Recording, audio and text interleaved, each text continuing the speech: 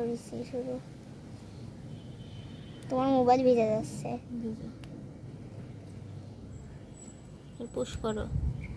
শুরু কর।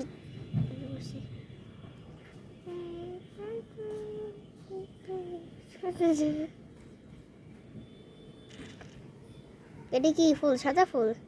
কি জানি হলুদ না সাদা। কে দাঁড় শর্মা কি করলো? হ্যাঁ, আরিসের মাঝে যা কইছে সব রকমই আছে। সব রকমই হুম সুন্দর দেখা যাবে না তো? হুম দেখি কি হয়, দেখা যাক আগে।